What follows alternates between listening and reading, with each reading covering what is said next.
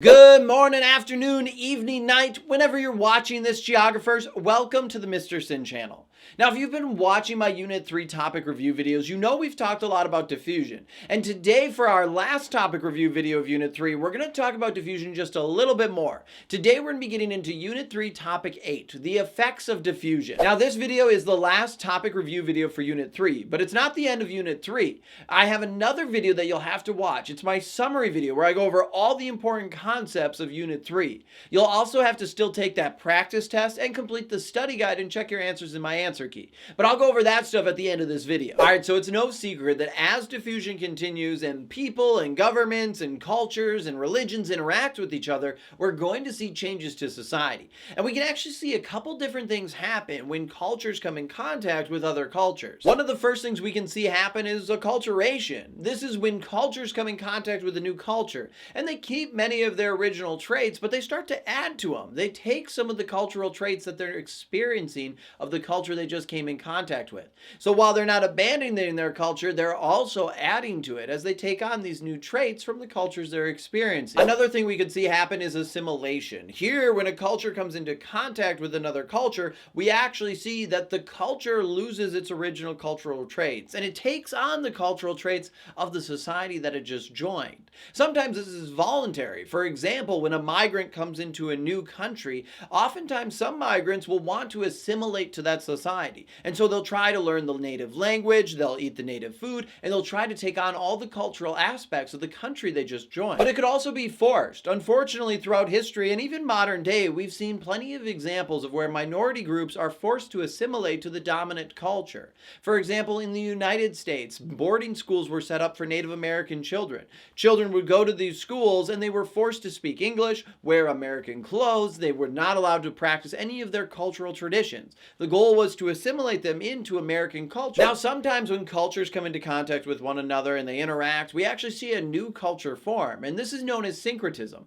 Oftentimes, this is connected to religions and languages coming together and forming a new religion or a new language, but we see it with culture in general. With culture, it happens when two cultures interact and they take on cultural traits of both cultures. However, they form a new culture. So we have this new culture that is different and distinct from the original two, but it has aspects of both. Or we could also look at multiculturalism, which is different than syncretism, because with multiculturalism, society is promoting the very diversity in cultures. Here, we're actually seeing that cultures retain their own identity. With syncretism, the two cultures came together and formed a new culture. But multiculturalism would look at how the very fabric of society is built off diversity within the religions and languages and cultures in general. This is often because of migration, both forced and voluntary. When people are moving to different geographic areas, they bring with them their culture and their ideas, their religions, their languages. And that's where we can get into a multiculturalism society. Lastly, we could look at cultural resistance. Whenever diffusion is occurring and whenever we're seeing different cultures interact,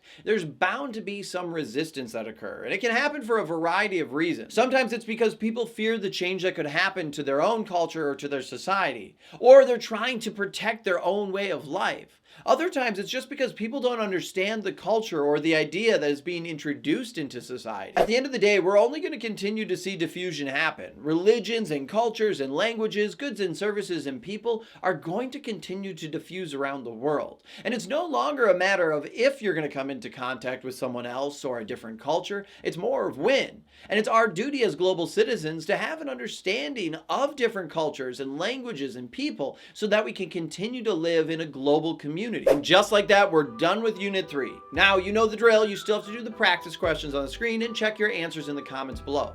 Also, don't forget, you still have to watch that Unit 3 summary video. It is a great video that goes over all the main concepts in this unit.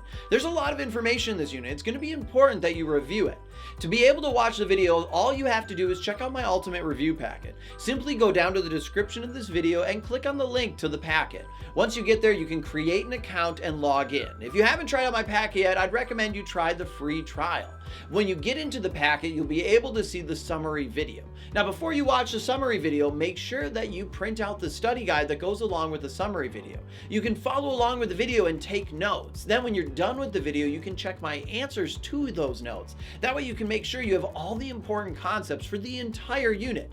And when you feel like you're getting all the main concepts, you can take my practice quizzes. That'll help you review the concepts that you just learned throughout this entire unit.